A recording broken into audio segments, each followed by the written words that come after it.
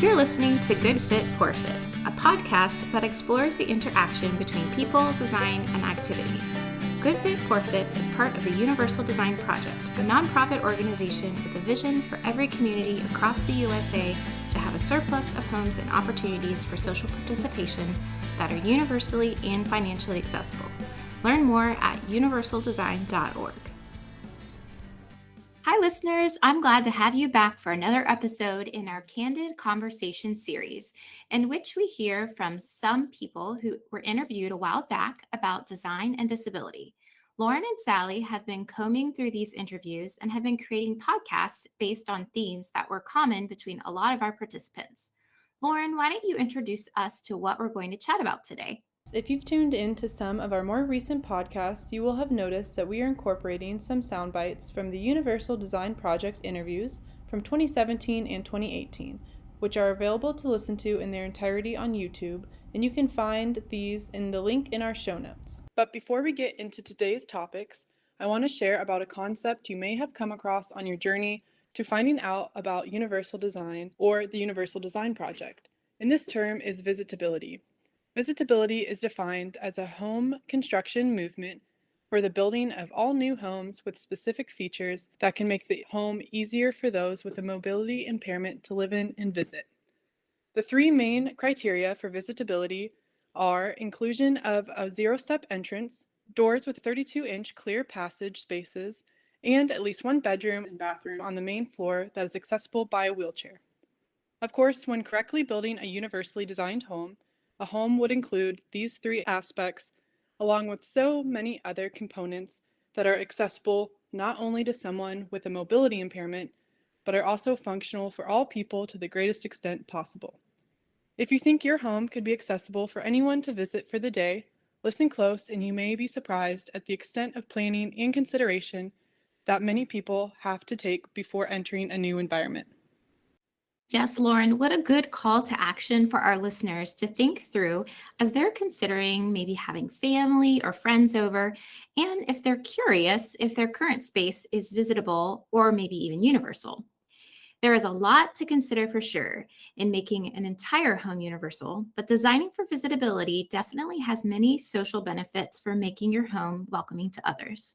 Interesting that two of the three most common universally designed features we heard about in our last Candid conversation are a part of the criteria for visitability.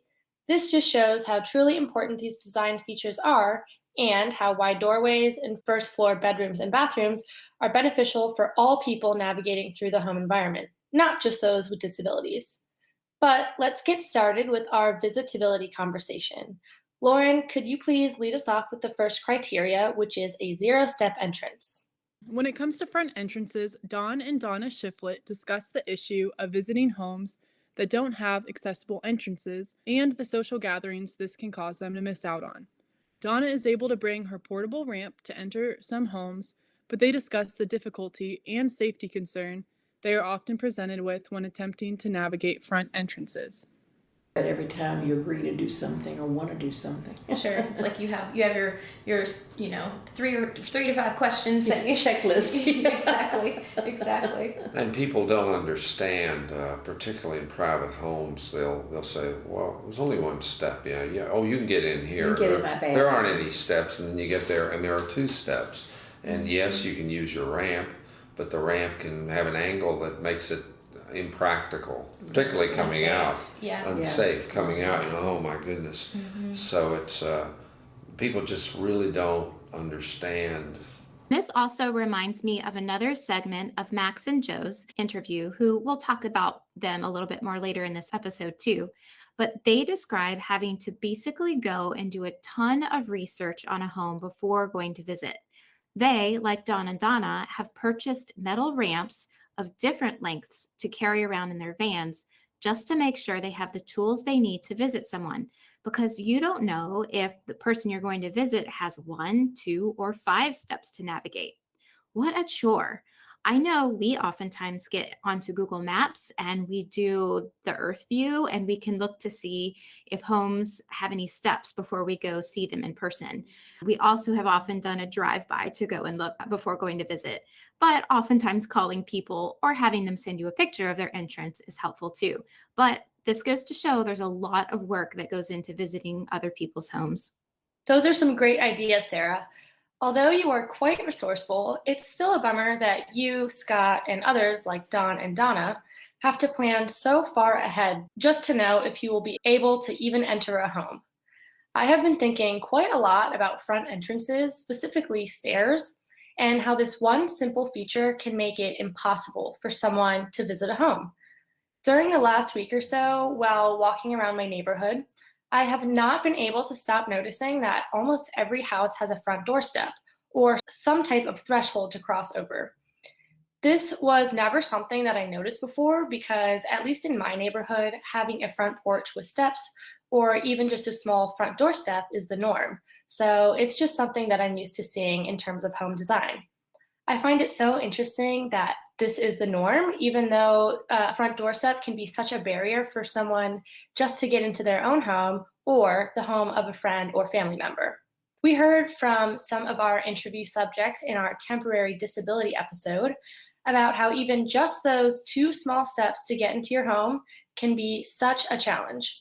With this new and growing universal design lens that I am now looking through, I find design elements like this to be so silly, impractical, and just not necessary. I do get very excited when I see a house that has a driveway or paved pathway leading up to an accessible entrance, but unfortunately, this doesn't appear to be too common. Even if you decide that you like the look of a front doorstep, I would highly suggest creating a second accessible entrance, maybe on the side, so that all people can safely and comfortably visit your home. This would really make it easier on people like Don and Donna and Max and Joe. Those are some really good suggestions, Sally. And Sally and Lauren, isn't it interesting when you start to notice these little details now that you've been learning about this in your time with us as students? I know that one step into a door from the front landing is so frustrating. I know this feature is actually a big element to keeping water out in the construction process, but with a decent overhang to protect the entrance from rain and proper grading of the walkway, landing, and the yard around the front door, water doesn't have to be an issue. It's all about planning ahead during the design phase to eliminate these, as you say, Sally, impractical elements. And if they aren't there, they actually provide many more people with the opportunity to enter and participate. So if you're wanting to make your space more visitable with this zero-step entry idea, what could you do? Yes, you could add ramps onto homes to eliminate these steps, but they often don't look as appealing. If you want to go the universal design route and only have a few steps to bypass, you should consider elevating the landscaping of your yard. So that would be putting some dirt down and building up the front lawn to build it all the way up to your porch to meet the threshold of the door. This way, you can put down a solid pathway on the ground leading up to the porch and landing that is now elevated to the bottom of the door, and it looks like it's integrated into the exterior of the home. When it comes to the next requirement of visitability standards of wider doorways, Joe Chan and Max Quellen discuss the issue of passage spaces and the necessary turning radiuses to enter different rooms of the home. Joe sustained a spinal cord injury, and although she can access some of her friends' homes while in a wheelchair, other aspects of the home, such as the bathroom, are not always as functional. Sometimes friends are so kind. They say, please stay with us. Why stay in the hotel? It's accessible. But yes, I can get into your house, but I can't get into your bathroom. Mm-hmm. So in the end, Max had to bring me like water. I have to do my morning routine at the breakfast table. Oh, yeah. So it's a bit awkward. Joe makes a wonderful point here about how having an accessible entryway is great, but if the rooms or spaces inside the home are not also wide enough or accessible enough, then there's almost no point in being able to enter the home. Very true. And this is why we advocate for having wide doorways and clear passages so people can interact with other areas of the home and not get stuck in one place. The minimum of a 32-inch wide doorway is just a minimum, but we advocate for 36 inches or larger when possible. We've been in so many homes where Scott is unable to get into the kitchen, the bathroom, or the living area because of small door frames. Not only do you need to look at the doors, but you need to look at what's around those passageways. In two of our extended family's homes, the doorway is actually large enough for him to fit through, but a refrigerator pops out into the pathway, making the pathway smaller, which ends up blocking the entrance into the kitchen. And where do most people typically gather when they're in other people's houses? The kitchen. We've been to places where friends have removed a bathroom door to make it larger so Scott could get in, but then he has to put up some sort of curtain for privacy. Also, make sure there isn't any bulky furniture blocking the pathways and doorways either. This may sound funny, but if you're thinking of trying to make your house more visitable in this regard, grab a yardstick and walk around to see if anything blocks your passage. Consider the areas of the home that people may need to access when they're there, and make sure there's a clear pathway to do so. This brings us to the final criteria for visitability. Lauren, tell us about how our listeners can think about making spaces on the first floor more welcoming. Yes, final criteria included in visitability is access to the bedrooms and bathrooms on the first floor. I would argue, along with these, access to at least the main common room of the home where family and friends would spend most of the time while visiting the home is just as important. Each of the last 3 interviews we will hear from discuss the social repercussions of not being able to access these main rooms of the home. First, we will hear from Tiffany McManus. Tiffany's brother has CP, which is a disorder that affects a person's ability to move and maintain balance and posture. She describes the isolation her brother felt as the spaces dedicated as playrooms in her home, where peers would come over and all interact together, were not accessible for her brother to join.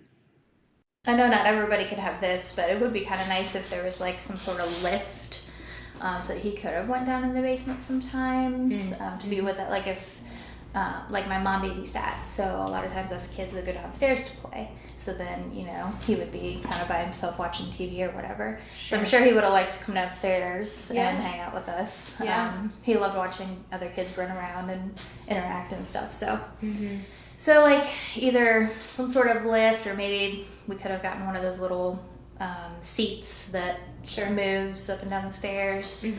This is a pretty interesting perspective to explore, because in this case, Tiffany's brother Ryan felt left out of his own home. I think when we talk about visitability, we're generally concerned with the ability of guests to enter someone else's home and navigate inside with ease. But like I said, in this case, Ryan was the one who faced barriers within his own home when guests would come to play, which should never be the case. Tiffany's brother probably missed out on a lot of fun social interaction and memories with friends and family because of the stairs inside his home. Yes, Sally and Lauren, I'm glad you brought this up for people in their own home or others' homes.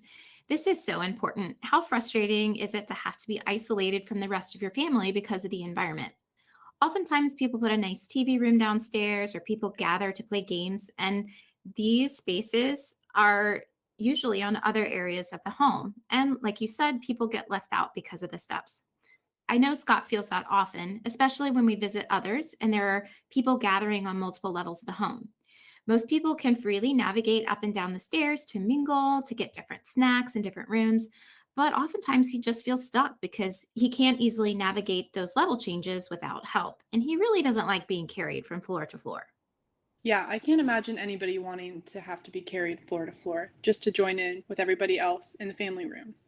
So next we'll hear from Daniel Barnhart. Daniel has spastic quadriplegia cerebral palsy. Spastic quadriplegia is a form of cerebral palsy that refers to the loss of use of the whole body due to an increase in muscle tone throughout the arms, legs, and rest of the body. Daniel speaks about the limitations he has with leisure times and how his friends and family's inaccessible homes causes him to be excluded from social activities.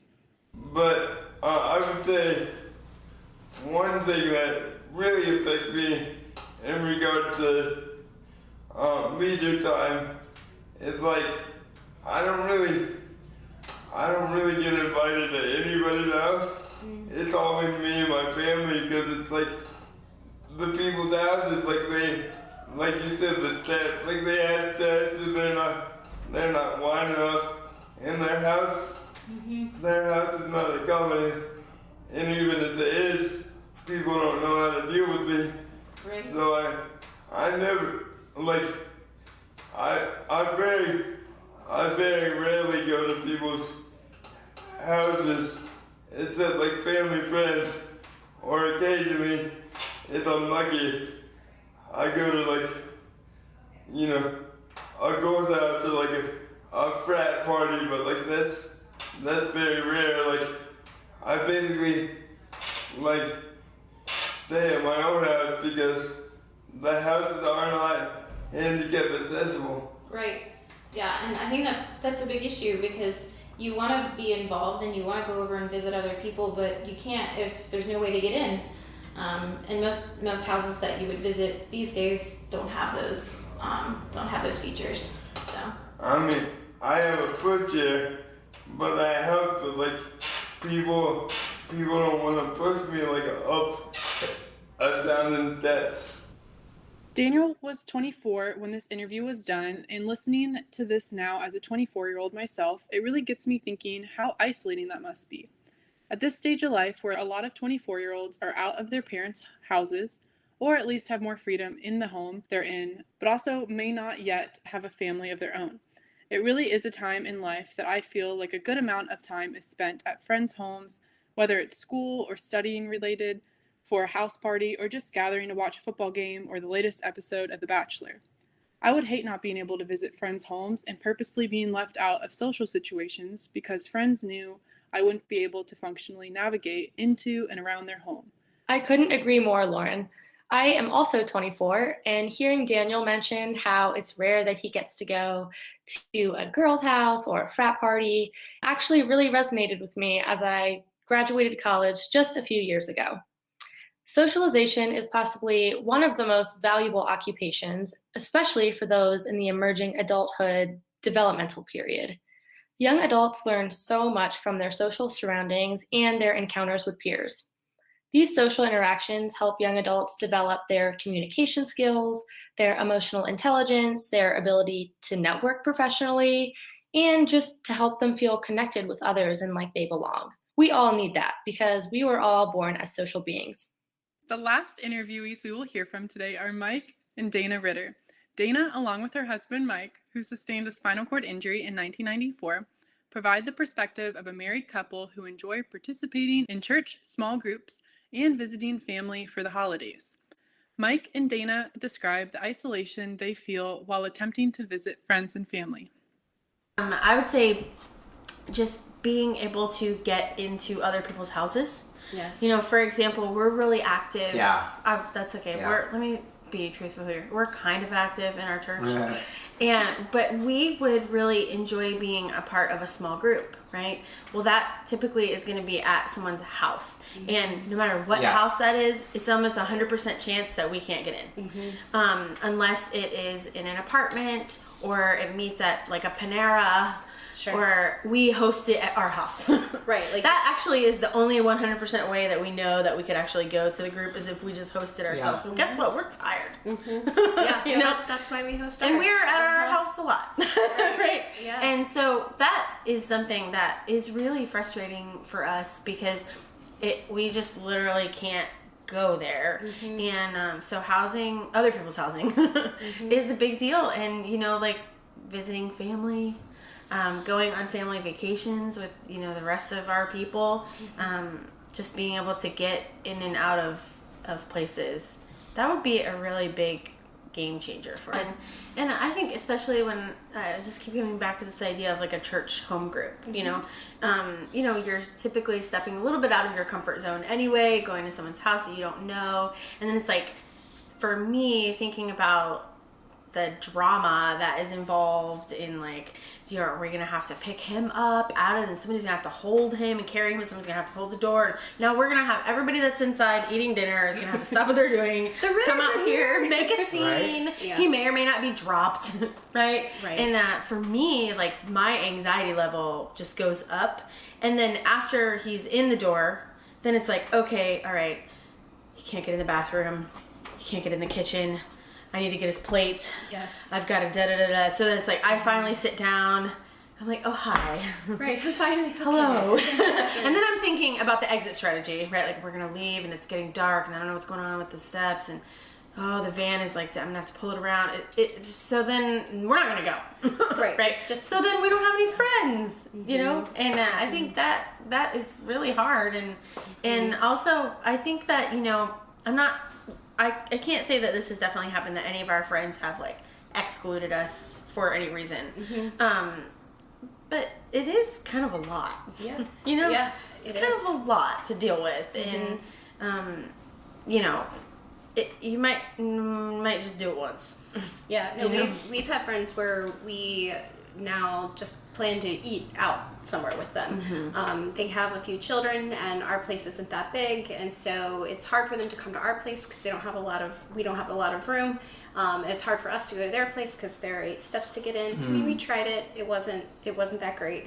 And so we go out, and then eating out is expensive when you have a large family, and so Red Robin Tuesday nights. Here you go. Yeah. So like, how do you work it all, and how do you keep those friendships? Also, there's just kind of this like subtle message that's sent that a lot of people may not understand. That's just like, you are not one of us. You know, like, you can sleep in the garage. You know, like we'll go to my family's house for Thanksgiving.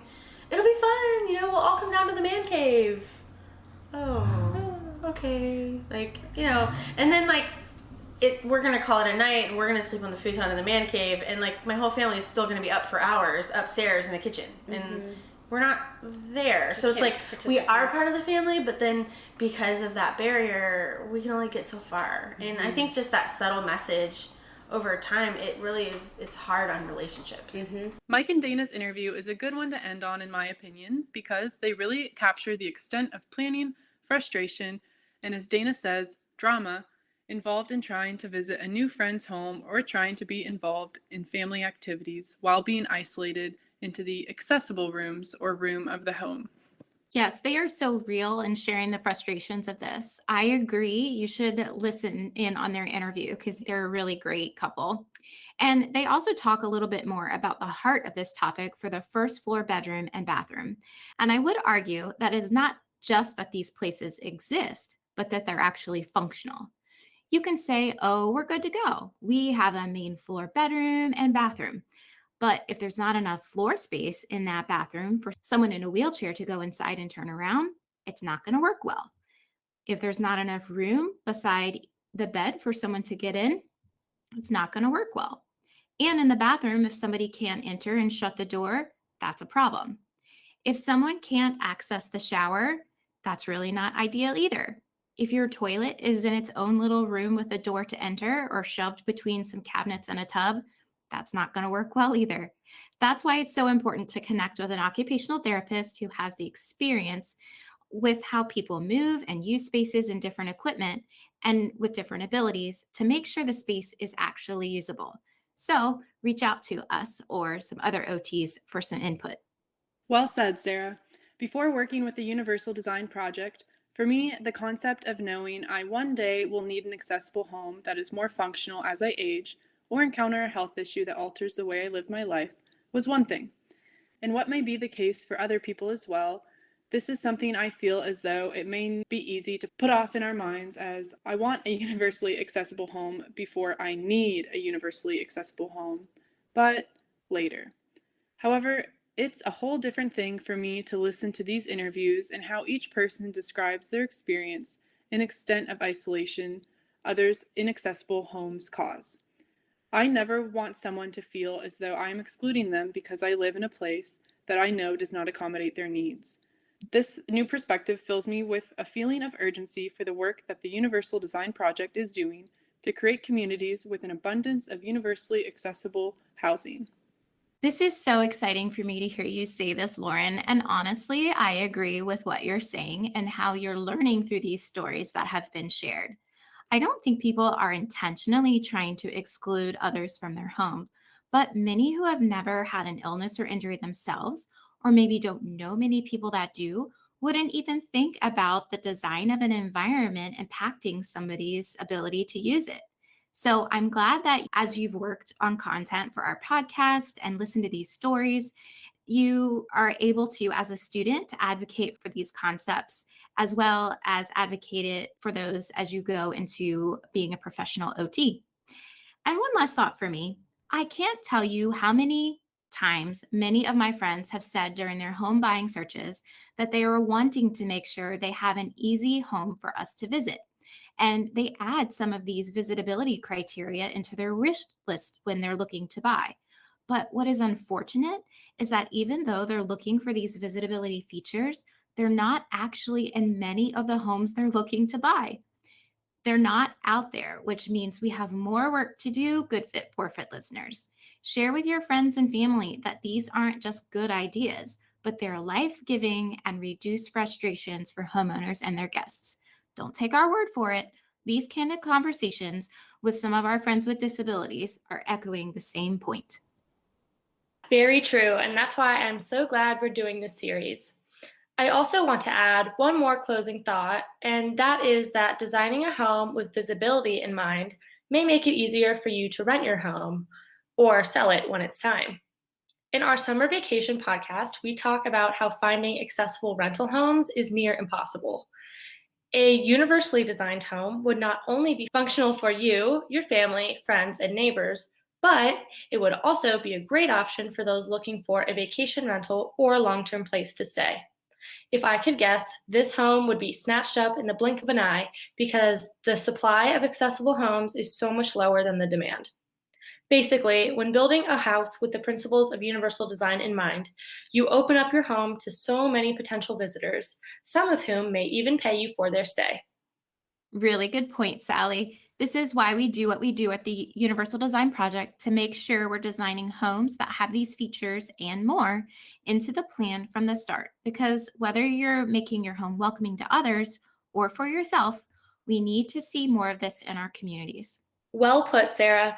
And thanks to Lauren for bringing the topic of visitability to our attention. Listeners, as always, we appreciate you and hope you learned a thing or two from our candid conversation today. We will talk again soon. Have a good one. Thanks for listening to Good Fit, Poor Fit. I'm your host, Sarah Pruitt, Program Director and Occupational Therapist at the Universal Design Project. Learn more about our work at universaldesign.org and find more episodes and links to subscribe at goodfitpoorfit.com. If you have questions or topics you'd like to discuss, email us at podcast@universaldesign.org. Thanks for fitting us into your day.